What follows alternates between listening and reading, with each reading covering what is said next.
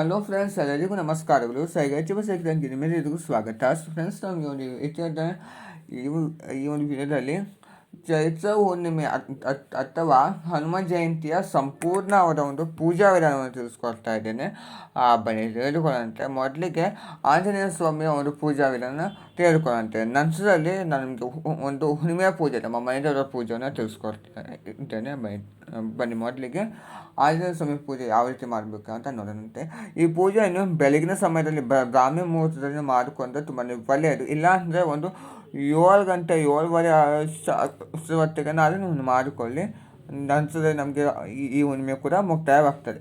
ನಾವು ಪೀಠವನ್ನು ನಾವು ಸೇರಿಸಿ ಮಾಡಿಕೊಂಡು ಕೇಸರಿ ವಸ್ತ್ರವನ್ನು ಹಾಕಿ ಅದು ದೀಪವನ್ನು ಹಚ್ಚಿಟ್ಟು ಆಂಜನೇಯ ಸ್ವಾಮಿಯ ಫೋಟೋ ಇದ್ದರೆ ಆ ಫೋಟೋವನ್ನು ಇಡಿ. ಇಲ್ಲಾಂದರೆ ವೆಂಕಟೇಶ್ವರ ಸ್ವಾಮಿ ಫೋಟೋವನ್ನು ಇಟ್ಟು ತುಳಸಿ ಹಾರವನ್ನು ಹಾಕಿ ನಂತರದಲ್ಲಿ ನೀವು ಒಂದು ಪ್ಲೇಟ್ ಮೇಲೆ ಅಕ್ಕಿ ಹಾಕಿ ಎಡಲೆ ಮೇಲೆ 5 ಕಡೆ ಬರೆಯುವ ಹಾಗೆ ನೀವು ಕೇಸರಿ ಕುಂಕುಮವನ್ನು ನೀವು ಹಚ್ಚಬಹುದು. ಇಲ್ಲಾಂದರೆ ಜಯ ಶ್ರೀರಾಮ ಅಂತ ಬರೆದು ಆಂಜನೇಯ ಸ್ವಾಮಿಯ ಒಂದು ವಿಗ್ರಹ ಇದ್ದರೆ ಅದನ್ನು ಸ್ಥಾಪನೆ ಮಾಡಿಕೊಂಡು ಎಡದಲ್ಲಿ ಗೆಜ್ಜೆ ವಸ್ತ್ರವನ್ನು ಹಾಕಿ ಹೂಗಳಿಂದ ಅಲಂಕಾರ ಮಾಡ್ಕೊಳ್ಳಿ.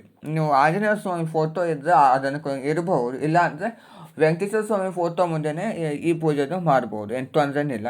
ನಂತರದಲ್ಲಿ ನಾನು ಆಂಜನೇಯ ಸ್ವಾಮಿಯ ಒಂದು ವಿಗ್ರಹದ ಮುಂದೆ ಒಂದು ಪುಟ್ಟದಾಗಿ ಒಂದು ಪ್ಲೇಟನ್ನು ಇಡಿ. ನೀವು ಕೇಸರಿ ಕುಂಕುಮದಿಂದ ಅರ್ಚನೆ ಮಾಡುವುದಾದರೆ ಆ ಪ್ಲೇಟನ್ನು ಇಡಿ. ಇಲ್ಲ ಅಂದರೆ ನೀವು ತುಳಸಿ ದಳದಿಂದ ಅಷ್ಟೋತ್ಸವ ಮಾಡಿಕೊಂಡ್ರೆ ಅಂದರೆ ಅರ್ಚನೆಯನ್ನು ಮಾಡಿಕೊಂಡ್ರೆ ತುಂಬಾ ಒಳ್ಳೆಯದು. ಆ ಪ್ಲೇಟ್ ಬೇಡ. ನೀವು ಆ ರೀತಿ ಮಾಡೋದಂತ ನೀವು ಸ್ವಲ್ಪ ಮಟ್ಟಿಗೆ ಬದಲಾವಣೆ ಮಾಡಿಕೊಂಡು ನೀವು ಪೂಜೆಯನ್ನು ಕೂಡ ಮಾಡ್ಬೋದು. ಎಲ್ಲರಿಗೆ ಗೆಜ್ಜೆ ವಸ್ತ್ರವನ್ನು ಹಾಕಿ ತುಳಸಿ, ಹಾಗೆಯೇ ಕಮಲದ ಹೂ, ಮಲ್ಲಿಗೆ ಹೂ, ಹಾಗೆ ಸೇವಂತಿಗೆ ಹೂ, ಹಾಗೆ ಗುಲಾಬಿ ಹೂ. ಆಂಜನೇಯ ಸ್ವಾಮಿಗೆ ಕೆಂಪು ಬಣ್ಣದ ಹೂ ಅಂತ ತುಂಬಾ ಪ್ರೀತಿ ಆಗಿರುವಂಥದ್ದು. ಸೊ ನೀವು ಗುಲಾಬಿ ಹೂಗಳಿಂದ ಕೂಡ ನೀವು ಅಲಂಕಾರ ಮಾಡ್ಬೋದು. ಒಂದು ಕಾಯಿಯನ್ನು ನೀವು ಸಂಕಲ್ಪ ಮಾಡಿಕೊಂಡು ಪಕ್ಕದಲ್ಲೇ ಇಟ್ಟಿರಿ. ಮತ್ತು ಹಣ್ಣುಗಳು ನಾನು ಬಾಳೆಹಣ್ಣನ್ನು ಅಷ್ಟೇ ಇಟ್ಟಿದ್ದೇನೆ. ತಾಂಬೂಲ, ಎಲೆಯರಿಕೆ ದಕ್ಷಿಣ, ಹಾಗೆ ಕಿತ್ತಳೆ ಹಣ್ಣನ್ನು ಇಟ್ಟಿದ್ದೇನೆ. ಮತ್ತು 2 ರೀತಿಯ ದೀಪಾರಾಧನೆ ಈಗಾಗಲೇ ನಾನು ನಿಮಗೆ ತಿಳಿಸ್ಕೊತಿರುವ ಹಾಗೆ ಪಂಚಮುಖಿ ದೀಪಾರಾಧನೆ ವಿಶೇಷ ಬತ್ತಿಯ ಸಹಾಯದಿಂದ, ಹಾಗೆಯೇ ಈ ಬಾಳೆಹಣ್ಣಿನ ದೀಪಾರಾಧನೆ ನೀವು 5 ಮಾಡಬೇಕು. ಆದರೆ ಈ 2ರಲ್ಲಿ ಒಂದು ರೀತಿಯ ದೀಪಾರಾಧನೆ ಮಾಡ್ಬೋದು. 2 ಮಾಡಬೇಕಂತೇನಿಲ್ಲ, ಒಂದು ರೀತಿಯನ್ನು ಮಾಡ್ಬೋದು. ಮತ್ತು ನೀವು ಒಂದು ಪ್ಲೇಟ್ನಲ್ಲಿ ನೀವು ತುಳಸಿ, ಹಾಗೆ ಸ್ವಲ್ಪ ಹಳದಿ ಅಕ್ಷತೆ, ಹಾಗೆ ನೀವು ಹಳದಿ ಹೂವಿನ ದಳಗಳು, ಇಲ್ಲಾಂದರೆ ಕೆಂಪು ಹೂವಿನ ದಳಗಳನ್ನು ನೀವು ಸಿದ್ಧತೆ ಮಾಡಿಕೊಂಡು ಅಷ್ಟೋತ್ತರಕ್ಕೆ ಅಂತ ನೀವು ಸಿದ್ಧತೆ ಮಾಡಿಕೊಂಡು ಇಟ್ಟಿರ್ಬೋದು. ನಂತರದಲ್ಲಿ ನೀವು ಊದಿನ ಕಡ್ಡಿಯನ್ನು ಬೆಳಗ್ಗೆ ನೀವು ದೀಪಾರಾಧನೆಗಳನ್ನು ಮಾಡ್ಕೋಬೇಕು. ವಿಶೇಷ ರೀತಿಯ ದೀಪಾರಾಧನೆಗಳು. ನಂತರ ಅಷ್ಟೋತ್ಸವವನ್ನು ಪ್ರಾರಂಭ ಮಾಡಬೇಕು. ಅಷ್ಟೋತ್ತರಕ್ಕೆ ನೀವು ಆಂಜನೇಯ ಸ್ವಾಮಿಯ 108 ನಾಮಗಳನ್ನು ಹೇಳ್ಕೊಂಡು ನೀವು ಅಷ್ಟೋತ್ಸವ ಮಾಡಿಕೊಂಡು ನೀವು ಅರ್ಚನೆ ಮಾಡಬಹುದು. ಇಲ್ಲಾಂದರೆ ಓಂ ಹಂ ಹನುಮತೇ ನಮಃ, ಓಂ ಶ್ರೀ ಆಂಜನೇಯ ಸ್ವಾಮಿಯೇ ನಮಃ ಅಂತ ನೀವು ಇರ್ಕೋಬಹುದು. ಆ ರೀತಿ ಕೂಡ ಮಾಡ್ಬೋದು. ನೀವು ಅಷ್ಟೋತ್ಸವ ಮಾಡ್ಕೊಂಡಿದ ನಂತರ ಮನೆ ಪೂರ್ತಿ ನೀವು ಸಾಂಬ್ರಾಣಿ ಧೂಪವನ್ನು ಹಾಕಬೇಕು. ಯಾಕೆ ಅಂದರೆ ನಮಗೆ ಆ ದಿವಸ ಹುಣ್ಣಿಮೆ ಆಗಿರುವಂಥದ್ದು.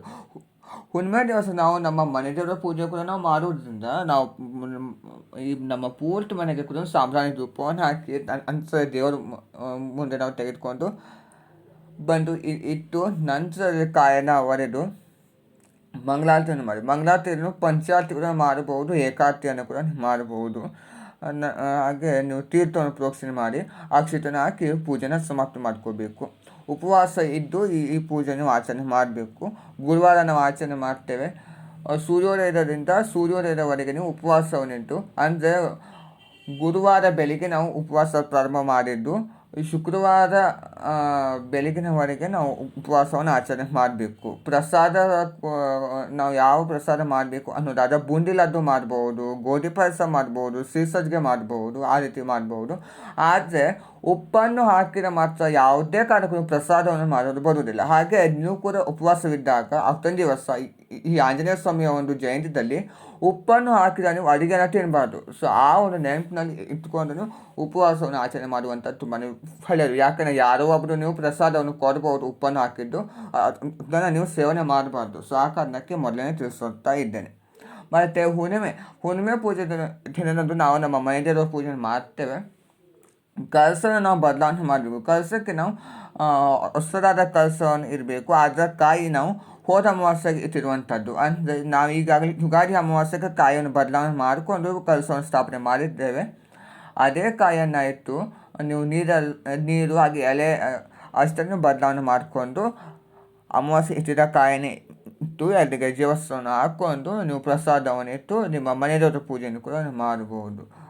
ಅದನ್ನು ಮಾಡಿಕೊಂಡು ನಂತರದಲ್ಲಿ ಈ ಆಂಜನೇಯ ಸ್ವಾಮಿ ಪೂಜೆ ಮಾಡುವಂಥದ್ದು ತುಂಬಾ ಒಳ್ಳೆಯದು.